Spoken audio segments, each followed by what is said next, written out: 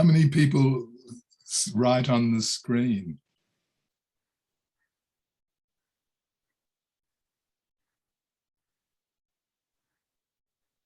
Good evening, everybody, and welcome to this talk being brought to you by the Khaki Heritage Foundation. Some of our regulars would know that we are resuming after a gap of about 3 weeks where we decided to take a break and give you a break from us. So welcome once again. And it's great to see all of you. We are still waiting for some people to join us. We will be beginning at 6 o'clock. This will be a good time to familiarize ourselves with the housekeeping rules. Do keep your microphones on mute and your videos turned off. We request you not to annotate the screen of your device. That may be disturbing to the speaker. In case you get logged out, do use the same link to join back in. Questions, you can key them into your chat box. We'll collate them and ask our speaker for the evening to address them at the end of his talk, should there be time. So let's sit back and wait for everyone to join in. We'll begin at 6 o'clock. Thank you.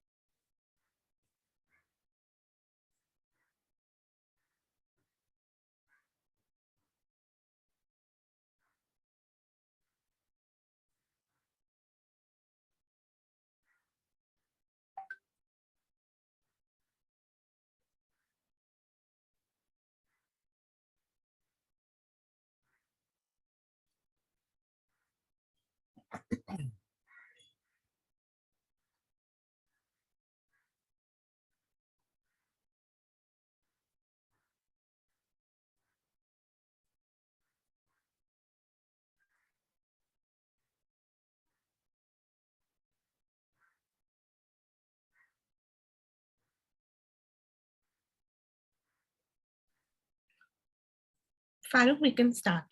All right. Good evening, everyone, and welcome once again.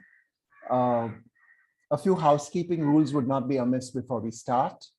Do keep your microphones on mute and your videos turned off. And we request you not to annotate the screen of your device. In case you get logged out, use the same link to join back in. And you may key in the questions which you may have of our speaker. We'll take them up with him at the end of his talk, should time permit. So sit back and enjoy the talk.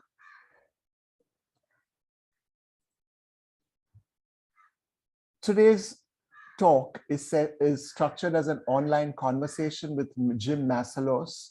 The title is The City in the 20th Century, Bombay Then, Mumbai Now. Jim really needs no introduction to our people over here. But let me tell you before I formally introduce him a little bit about Khaki.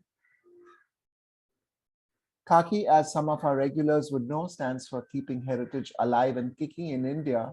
And we do this with the mantra of heritage evangelism, which is generating awareness about the city's tangible and intangible heritage amongst those who live here, as well as our visitors. The mission is to create a platform that will ensure that conservation is economically viable. And we do this with a knowledgeable, fun, expert storytelling approach to history. Two entities to Khaki. The foundation is the one which is bringing you events such as this. We also have a library in the fort, a publication cell, and a small conservation cell. And we don't lose any opportunity to advocate, promote heritage and its conservation amongst the powers that be. Khaki Tours is that entity which conducts scheduled as well as curated walks, jeep rides, cruises, and tours, and the proceeds of which go to help the foundation carry on its awareness activities. So three objectives really of Khaki: awareness about heritage, its conservation, and its archiving of photographs, documents, stories, oral history. This is an instance of where Khaki was involved in the conservation of a milestone in the city. The person you see sitting next to the milestone is Bharat Gotoskar, the founder of Khaki. And the lady in blue is our conservation architect of the time. This was an effort of Khaki, the Bombay Municipal Corporation, and the citizens who you see behind very proudly, happy that their milestone has been restored. There are many more to go. This is our first publication. Hopefully there should be more. But this is a guidebook which can help you walk through the fort at your own pace, cover one precinct, one street, whatever you like, with the help of maps, illustrations, stories about the building, stories about the area.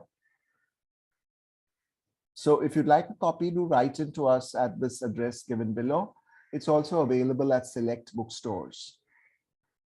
Khaki Kids is our hook to get children interested in heritage. This is a monthly newsletter where we provide bite-sized, easily digestible bits of heritage, which we are told is just about as popular with parents and adults as with children. Again, if you'd like a copy for your kids or for people in your building, college, etc., do write into the address at the bottom.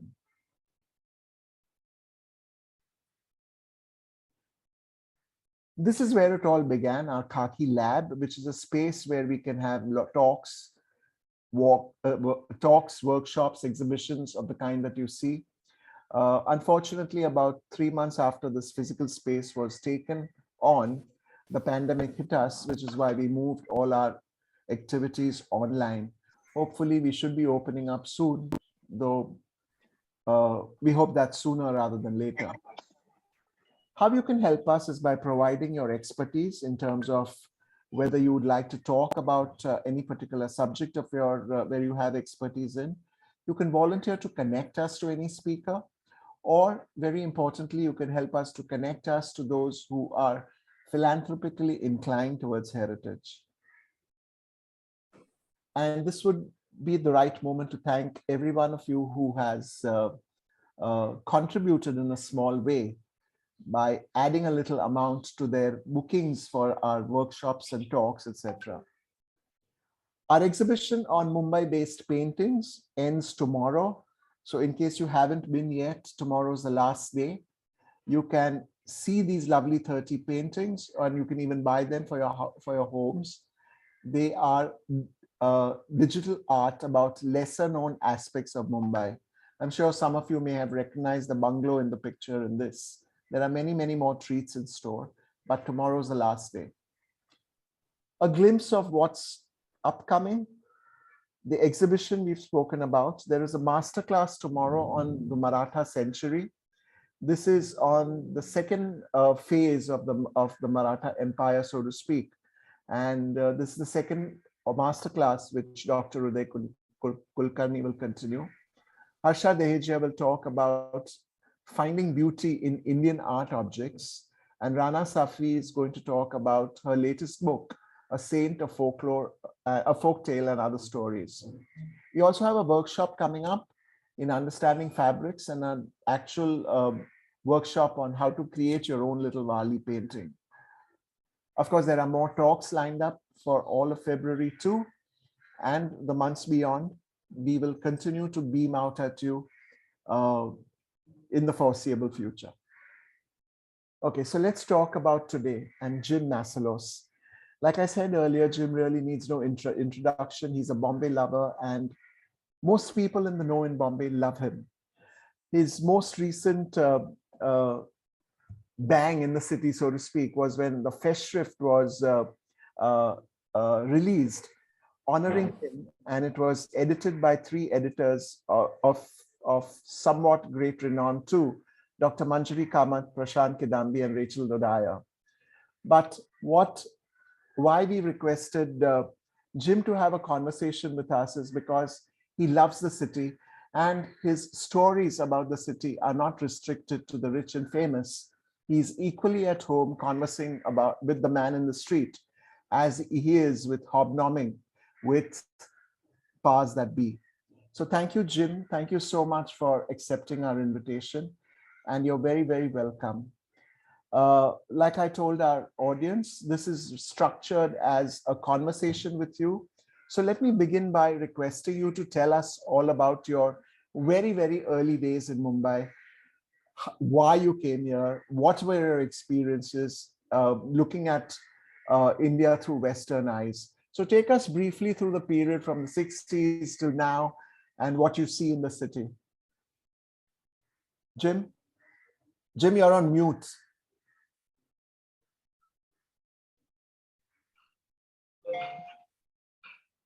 Jim, you'll have to unmute yourself.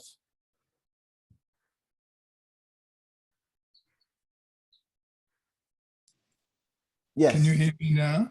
Yes, we can. Good. Sorry about that. Inevitably, something goes wrong with the electronic presentations. And we also have some topic revision. I'm sorry, can you repeat that? No, Jim, somebody had unmuted themselves and were talking. Oh, Farooq, it would be great if you can unshare your screen so that we can see both of you. Ah.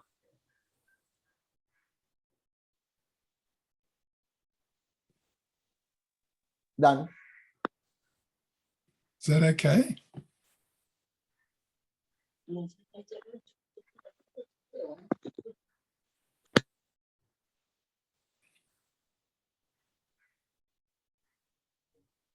Go ahead, Jim.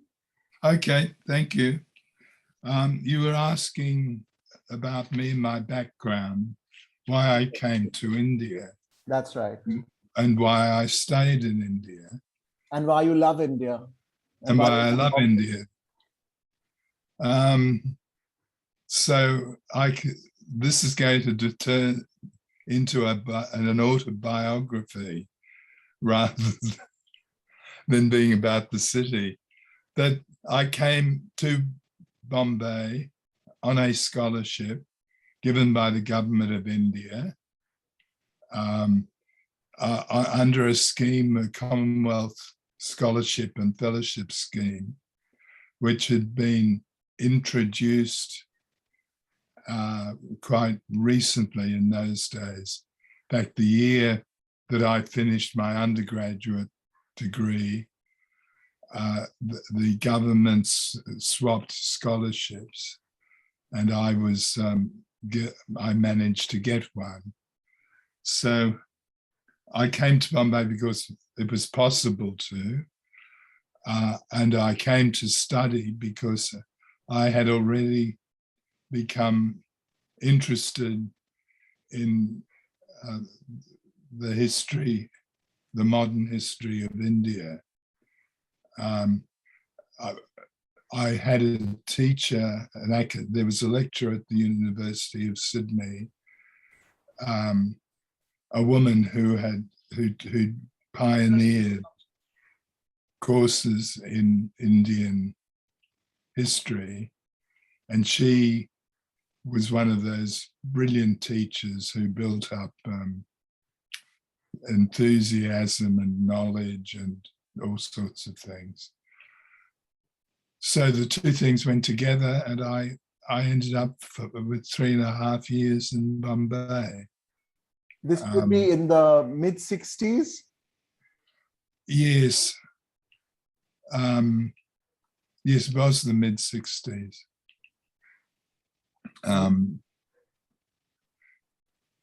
Mughal Azam had just been shown, I see. and just screened, and with friends from the student hostel I was staying at, we were able to visit the studio set of Mughal Azam. I knew nothing about the film at that stage, but the friends I made knew all about it. We had wrangled an invitation to visit the set, which was then going to be pulled down anyway.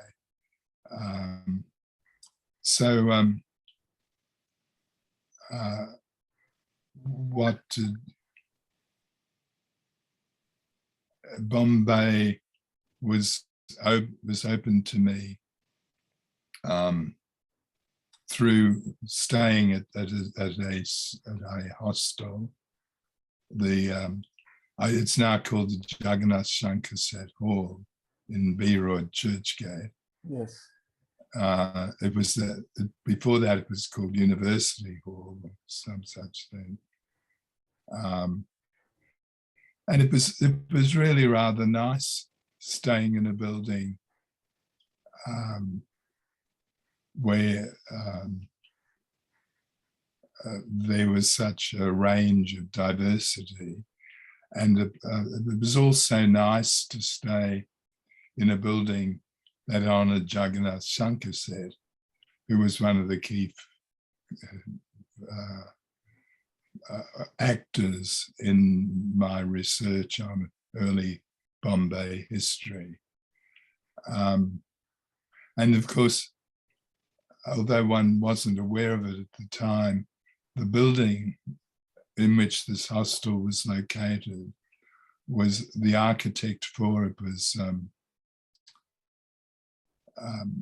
a young architect who was just beginning to make his reputation. That was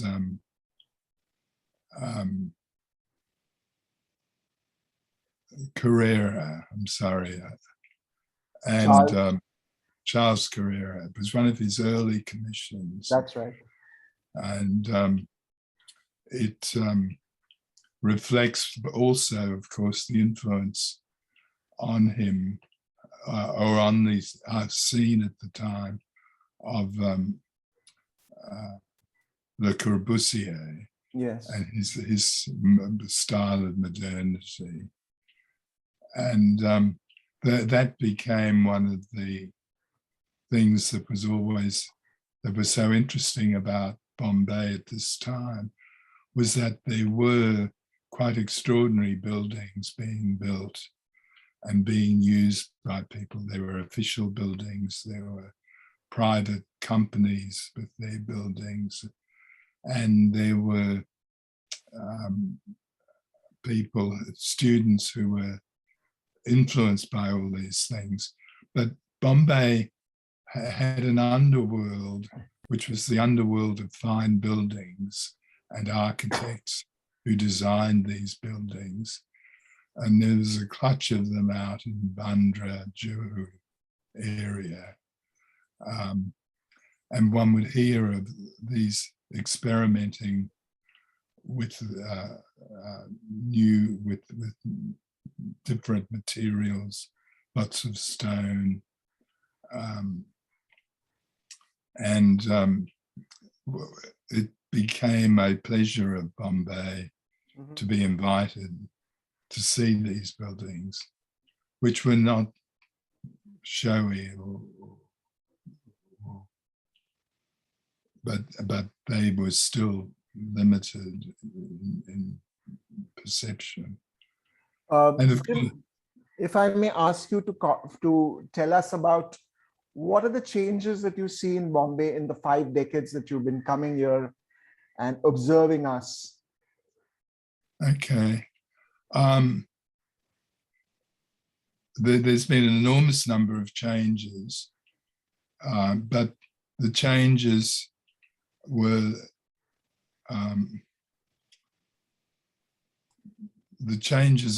are not necessarily very clear. This was in those 5 decades. Bombay province got divided into 2 states. That's in 1950.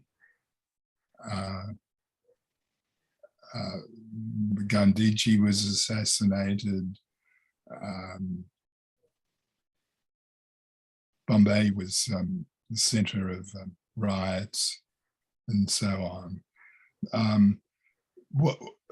The physical shape of the city didn't change all that much, partly because of the way in which the rent law regulations worked.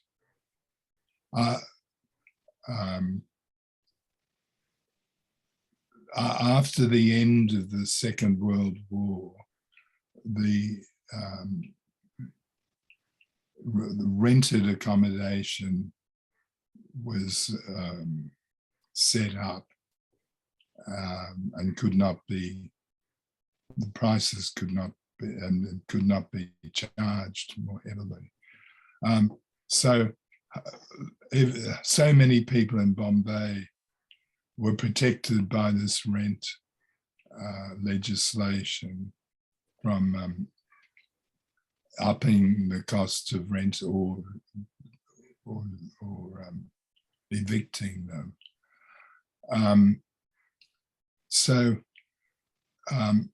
Why I brought this in the beginning of this talk about things that have changed was that accommodation for a lot of people didn't change. They stayed there, and their children stayed there, and their children's children stayed there. The landowner, as you know, didn't do very well out of that. But there was a great advantage from what had happened, from this tightening of the rented accommodation, because it protected the older buildings. And the fort area of Bombay is quite extraordinary that so many buildings have survived.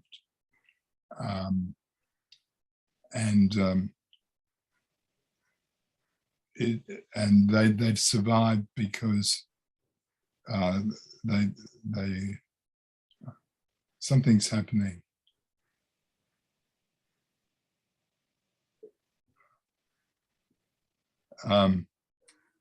Yes.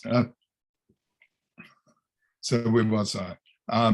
You were talking about the buildings in the fort and the building survived. The buildings in the fort and other areas were not were what is this meant to do? I think one of our guests is trying to share his screen, but we'll take care that doesn't happen. Oh, sorry. No, not you. Yes. Okay.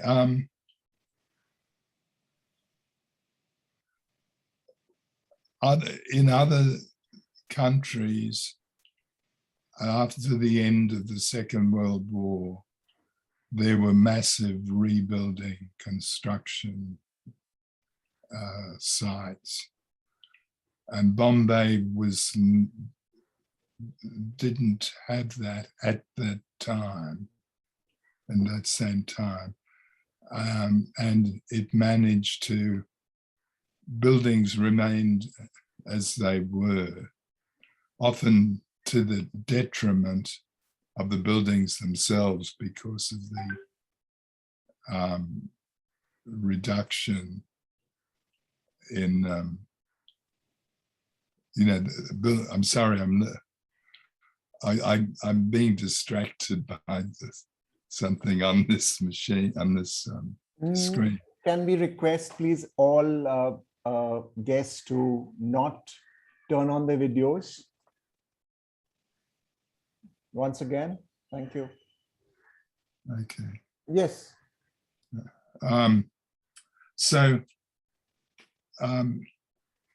For a time, Bombay was lucky in that older buildings were protected because of the tenancy regulations.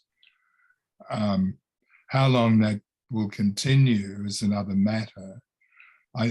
From what I understand, there's been fabulous work done in the Kalagoda area in preserving buildings and in developing an ethos of what is appropriate, and that is a major achievement. But do you see any changes down the years, Jim, in the fundamentals of the city, the outlook of the people, its cosmopolitan nature? Everyone talks about the cosmopolitan nature and the never say die attitude of the Bombay wala. Do you believe that has been a constant down the decades? Well, Bombay was technically, if you use the word cosmopolitan, was again in the 50s and 60s, surprisingly cosmopolitan. And there were various sections, and I'm sure that there were various kinds of groups that were that added to the cosmopolitan character. There were German Jews who fled from Germany just before the Second World War began, or during it, who ended up in Bombay. There were Italians who had been incarcerated under alien measures, and so on and forth. There were Australian soldiers who were in Nasik during the war and after, and of course there were they were in Bombay centrally the soldiers from all parts, and there were Europeans who ran factories and ran the banks that Bombay had. So in the 50s and 60s, Bombay was a very cosmopolitan place. And in later years, the national interactions were apparent also later on. I think now when we talk of cosmopolitanism in Bombay, one is referring to the Indian population, I think, rather than the others who are there. There's a proportion of people there's a proportion of non-Indians who live in Bombay and form the basis of this cosmopolitanism, or perhaps not.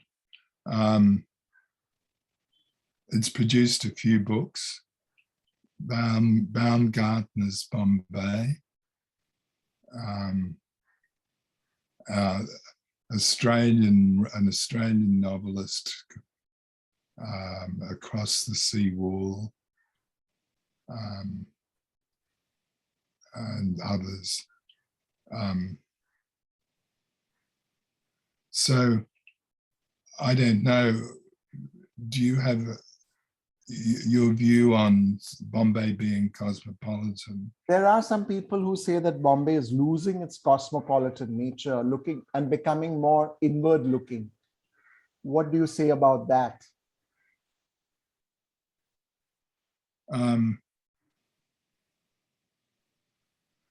I think at the moment there are so many people who go through Bombay. You know, its center, it's being an airport center, gives it a whole rich group of people. Bombay, if with cosmopolitan, the term of cosmopolitan is being used to suggest a support for different groups of Indians doing the nightclub scene or the restaurant scene or whatever. They're creating a look that is good. I don't know.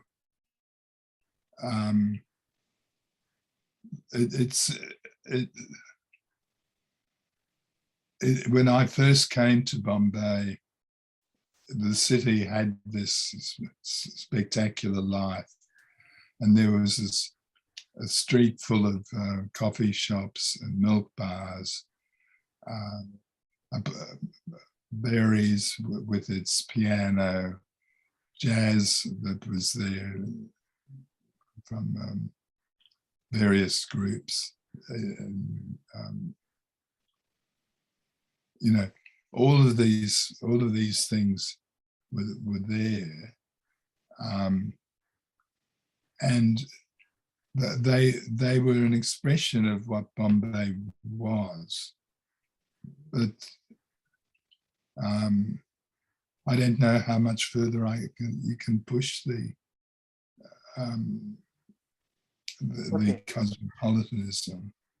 So let's move on and talk about infrastructure and urbanization and development in Mumbai. Many say that the infrastructure is creaking. And on the other hand, we have these roads and metro projects which are going to speed things up.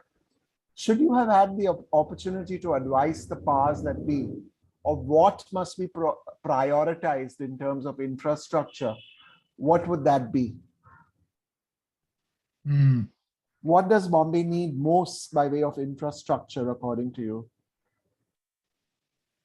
I'm actually not the person to answer that question.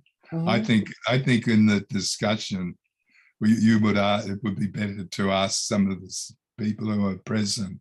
I'm sure it'll come up in the questions. Yeah. But as the story of urbanization all around the world seems to be that each city is expanding at an impossible rate.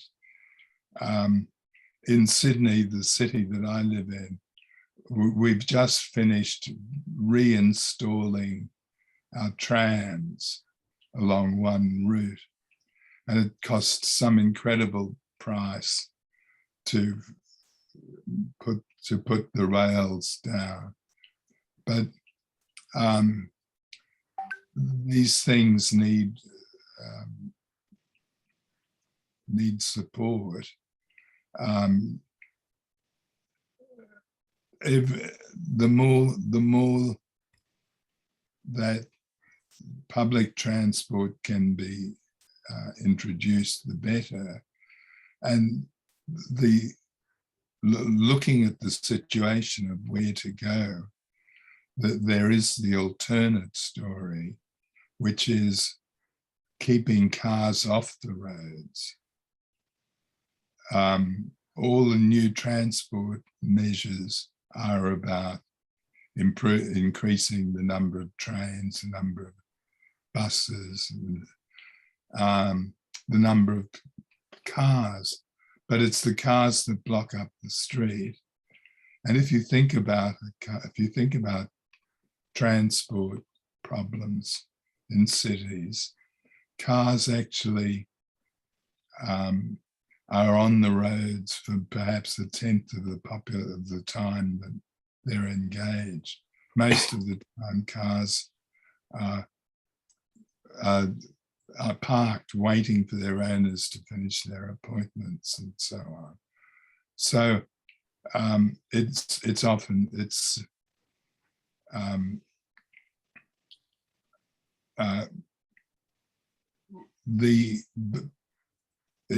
clear, it seems to be a pattern that when new railway lines are introduced and new roadways and tollways are introduced, that what happens is that they immediately become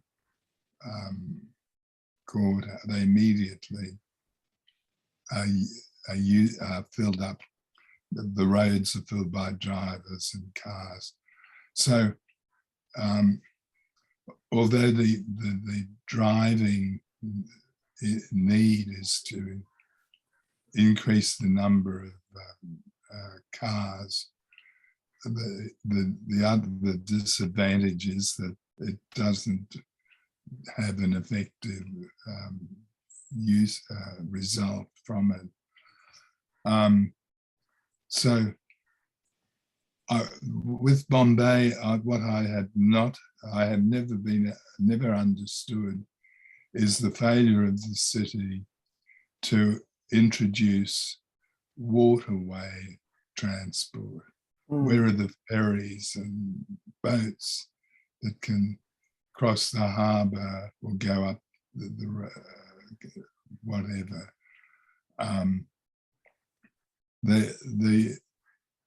There is a space on the harbour to have a ferry system, and it's always seemed to me that the city is crying out for it. Even going across the harbour from Ballard Estate is limited. It's difficult. It's hardly ever happened. So that's there. But what to do? But Bombay clearly needs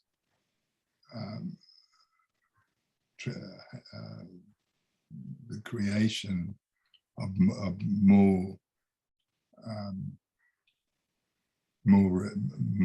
innovations. But again, I'm not a local, and I haven't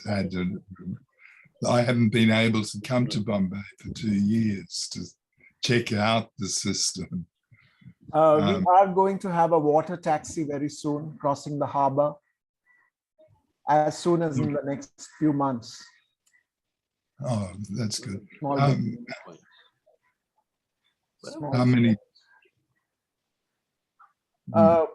Speaking of harbour, a lot of people are saying that one of the biggest challenges for Mumbai this century will be global warming. And how do you think the citizens should be gearing up for that? I think in Bombay's case, it's absolutely critical that notice of global warming happen. Again, I don't know why I don't see in Bombay houses solar panels, which are easy to install and and have an immediate benefit. In Sydney now, if you go for a drive outside the country, out into the countryside, there are places where mills are installed, and they're proving effective. Similarly, the solar panels, combined with batteries that can store up energy, are proving to be particularly beneficial. But there is no choice. The Pacific Ocean islands are being submerged by the rising levels of the sea. And Bombay's history is one of reclamation, and it's been a great history, and it's been effective. But look at it. What if water levels rise? What will happen to the seven islands of Bombay and the reclamation that had to occur to bring together the islands and to provide water? I understand that during the monsoon rains, half the island retreat ends up being flooded. I can remember as my student days at Chembur, King's Circle side, being trapped, being unable to get out of the flood that was there. There is no time left. And it is clearly necessary that that more be done. But Bombay's had a long history of pollution and relations to the situation. In the 1600s, the research that comes out has a large percentage of Europeans dying from the asthma of the fisheries,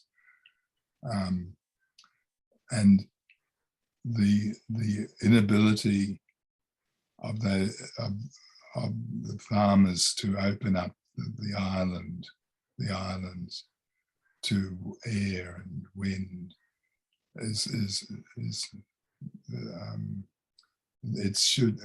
it needs to be rethought. What will happen? I don't know if anybody is doing detailed work on what would happen when the water levels rise. Yes, there have been some studies, and they don't paint a very nice picture, if I may say so, about how the water levels would rise as soon as 2050, in fact, according to some. But be that as it may, let's go back in time about 160 years. You've written quite extensively on our first war of independence. I have 3 questions around that.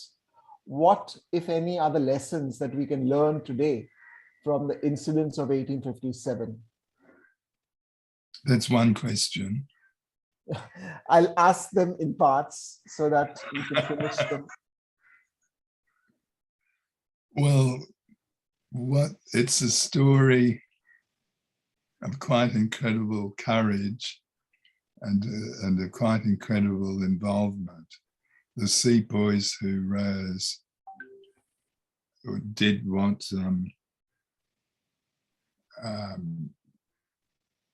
you know, what they should have done. They rose up against British officers. But it's what's interesting about this war is that it began as a simple protest against against military discipline, really, and it developed afterwards with key political issues developing further in doing it. Even at the height of their uprising, there is the story of the sepoys who go from Meerut to Delhi and demand that Bahadur Shah II, the great Mughal emperor, be their leader. And the material that's there suggests that the sepoys pulled the emperor's white beard and called him Buddhu, and treated him quite disrespectfully. So there is that suggestion that they were quite active and opinionated in their views. When the war was over and the soldiers who mutinied were brought and punished, the handling of punishment by British military law was appalling, and what is amazing is how the harshness was forgotten. People who fought in the mutiny went on to other things and better things. Yes. So how should we be looking at the events of 1857 today? What are the lessons therefrom, if any?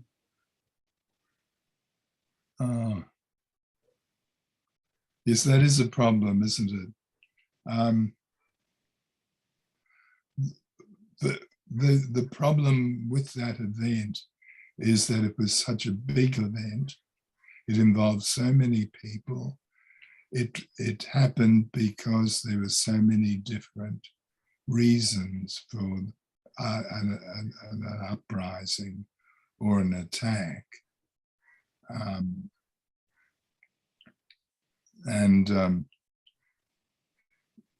So where you look for talking about it now, how you explain it, if your aim is merely to explain it, it's quite difficult to get an explanation that encompasses all the different measures that are there, all the different causes that are there. But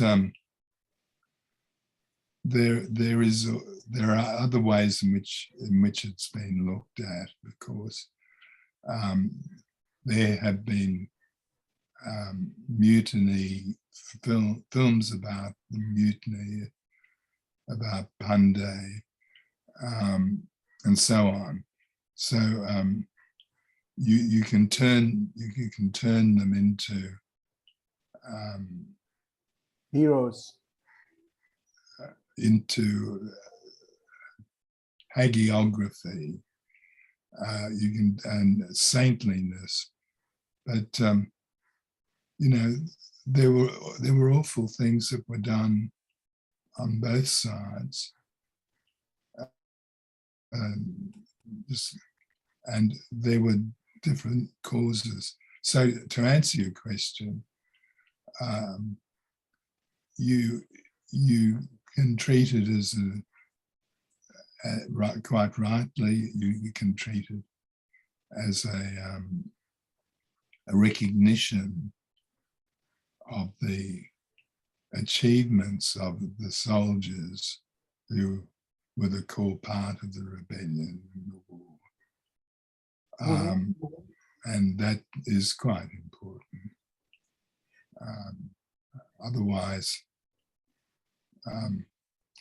you read the next novel about it, and that is something as well that's there.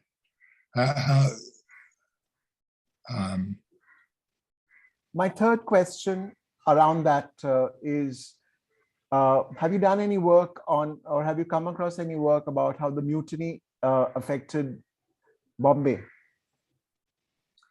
Yes, there was. This is the story of Forget. Yes. Who was a Eurasian police detective, and he seems to have been quite extraordinary.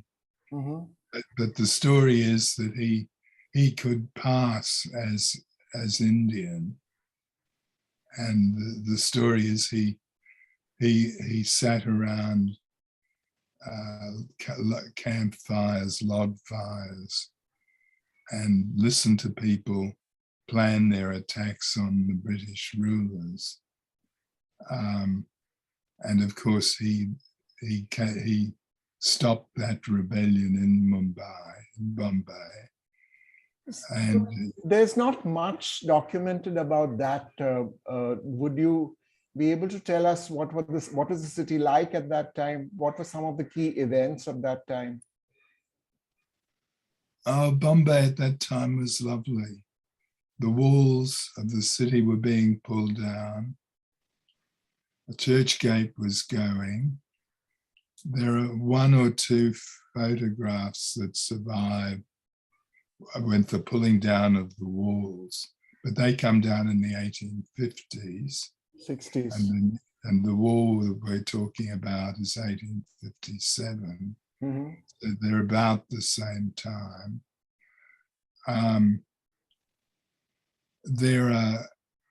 It's one of the great ironies of Bombay architecture, of Bombay history, that here they are, the British, since the 1660s, the British have been building forts and walls, encampments around the township, and they keep on getting bigger and bigger and more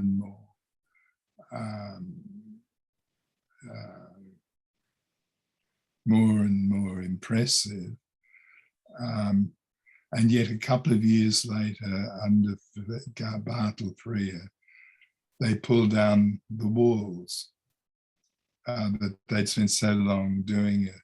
And this relates to change in technology and to the change of military technology, when new sorts of guns, as we know, were being used, and you no longer needed forts to protect people, to protect harbour installations. So at the very time when Bombay finally got the fort that it wanted, that's the time when it is pulled apart, and Bombay ends up with what used to be called Esplanade, which is started by Nauroji Road and Floral Fountain. These are places, these are what the pulling down of the walls bequeathed to Bombay, a space that's there only for cars. And so, yes. Okay. Jim, one last question from me before we move on to the audience questions. In Dancing to the Flute, you've written about the art scene in Mumbai in the 80s. Would you like to comment on what changes you've seen in the art scene in Mumbai since then? Okay.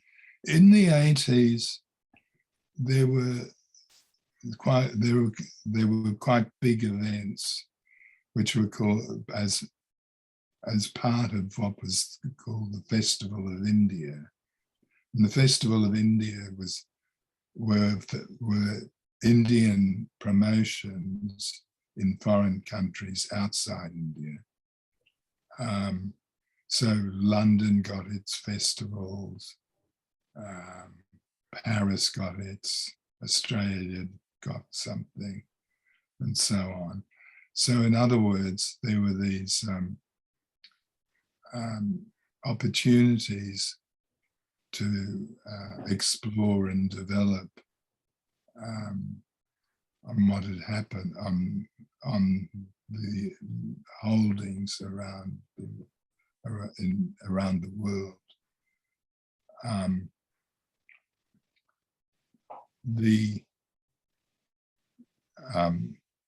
What has changed since then is that these festivals of India don't seem to be held anymore. And that may be, and that's obviously that, I'm sorry, I'm losing my thread. You were talking about the festivals of India? Festivals of India were there in the 80s and 90s. They're no longer held in the same kind of way as they were then. And there were terrific exhibitions that were on when the curators would choose topics that hadn't been explored before. I mean, I can remember seeing in London a Ganjifa exhibition. Is that the right word? Yes. Playing cards? Ganjifa, yes. Ganjifa. And then there were wooden architecture exhibitions curated by a couple of brilliant younger curators. And so it went. I mean, it was quite extraordinary that you had these exhibitions and that they were spread around. It was possible to attend. Now, often what happens when items travel around the world, people don't like to have these objects traveling. They want them they want to control them, which is fair enough. But what the Festival of India objects did was create a knowledge of Indian art and its achievements, but more than Indian art, rather its achievements, its cultural magnificence,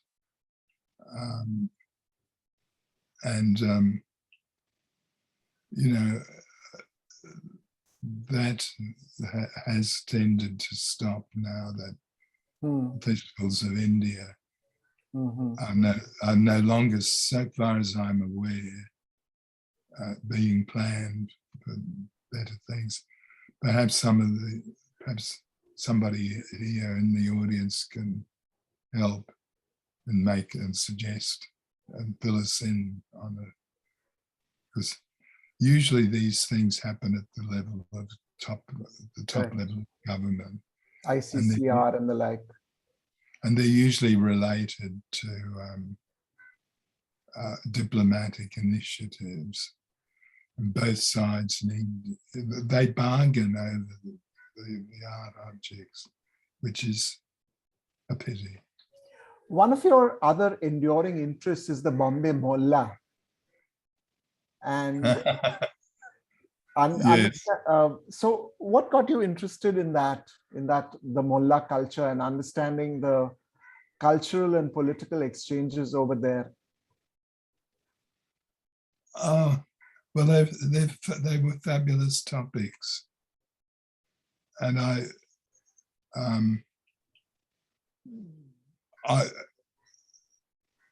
was exploring how city space is constructed. What that means is I became interested in the way that people identified with a locality, and the locality has certain signifiers. So that was part of it, and I was interested in seeing how urban space meant individual. Meant individual involvement. Part of this, and the Mahalla was what in Bombay was it was a word used to describe parts of the city, which you will all know. But why Mahallas, and along with the Mahallas, Maharam also was significant, because the Mahallas had Maharam Taziyas and tablets, and they also had lovely passion plays, and various other practices were there. So I did a clutch of 3 essays. Yes. On Muslim thinking. With my limited knowledge, I was still able to get quite a lot of information. And the Mahuram is lovely because it's a piece of art. It's in its own self, and it produces lovely objects. And why not work on it? Nobody else was working on it. True. And sorry. In Bombay, there were many people who would say that something should be done, but nobody would do it. And I was interested in this threesome, and I was working towards another book, but I didn't quite. Let me take you back to the 60s. There's a question from Sifra. She'd like to know more about the interesting architecture and the materials used that you saw in the Bandra Jew area in the 60s that you mentioned about. She wants to know a little more. Can you repeat? I'll read it verbatim. You touched upon interesting architecture and the materials used in the buildings that you saw in Bandra Juhu area. in the 60s. Can you tell us a little more? Not terribly much more. There are some lovely modern mosques in Paidoni side. But I was thinking of the ISKCON building, and I was thinking of some personal houses which were constructed at Bandra. And the sort of touches of architectural creations. There's a whole range of idioms that enter at a fairly basic builder's level, and then they're used. They become part of that ethos. Those are at all helpful. Air India, or the clutch of buildings at NCPA, isn't it? Air India with its collection of paintings and the buildings to dress them. And the CJ Art Gallery in Kalagoda, that slate floor, and the half moon-like structure is also an example of that sort of look. I have a very interesting question. It's the second last one for the evening. It's from Indrashil Rao. He says, Bombay is made up of many cities. There is the port, and there is horse racing, and there's Matka. And the only thing which is common between Mumbaikars is the local trains and the BST buses. His question is, did you find it difficult to move through the various cities that make up Bombay? Or was it effortless? Often when one was in a crowd, one did nothing and one moved. Yes. The crowd would be so big, I wouldn't have to do anything. Mm-hmm. But that's a facetious answer. The questioner is quite right, of course. It is a tremendous variety of differences and different sorts of things.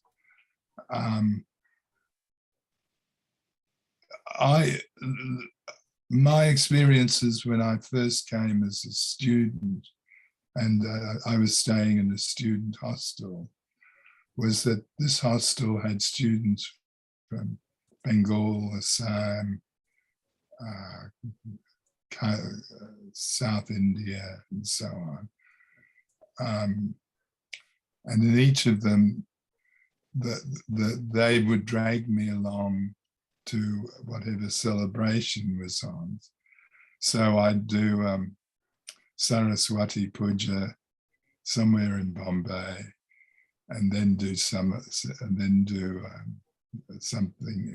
elsewhere.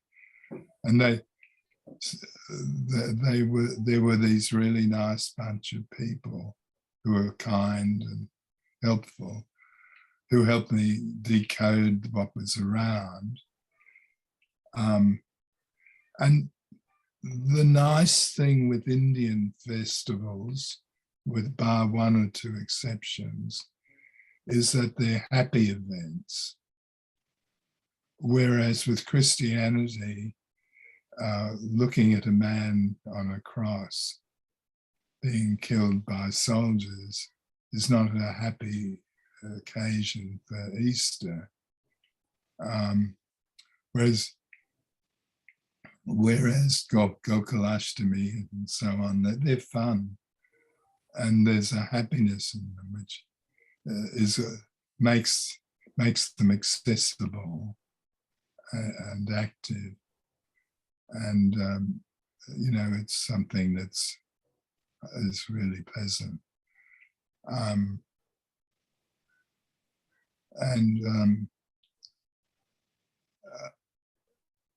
A city, I would say these events make the city what it is. If there weren't these celebrations, then the city would have no character. It would be no fun to be in. And in a sense, that's recognized with sleeper suburbs. And you look at urban theory, you have the center of the city, and then you have the rim around it, which doesn't do anything. It's only places to provide beds for workers to sleep in overnight and move on.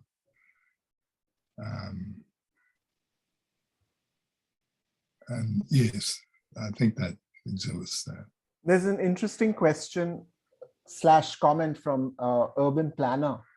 He says that with the growth of the skyscraper culture, what is going to happen to Bombay's open spaces? Will it give rise to a newer identity of the city? What will the well, Bombay has had very low percentages of open spaces, and it uses every inch of open space at weekends for cricket matches, the ones opposite the university. True. We have so many. Otherwise, there's something is happening. I once had the experience of visiting friends in a high-rise apartment, and people in high-rise apartments are aware of the people who live on the high-rise apartments opposite them. There's a kind of open space that's where people who eat the air are eating the air of these open spaces, which are there. In some places, high-rise buildings have the first 2 floors empty, and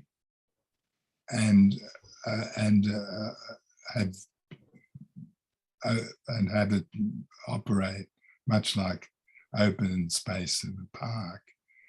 And it's actually quite weird to be able to look through at ground level, right through the bottom of a building, and not to have it blocked up by walls and rooms and so on. So that should answer Rohit Lahoti's question. Jim, I want to thank you for taking this time at this weird hour for you. Thank you so much for sparing your time, and thank you everybody for attending today's talk. Like we've mentioned, there are many events lined up besides our regular Saturday talks. So please do attend as many events as you possibly can. Once again, thank you very much, Jim, and thank you, audience, for attending. And thank you. It's been a pleasure. It's been our pleasure, totally. Thank you. Thank you.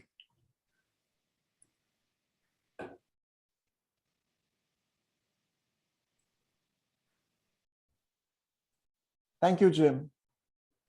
Thank you. So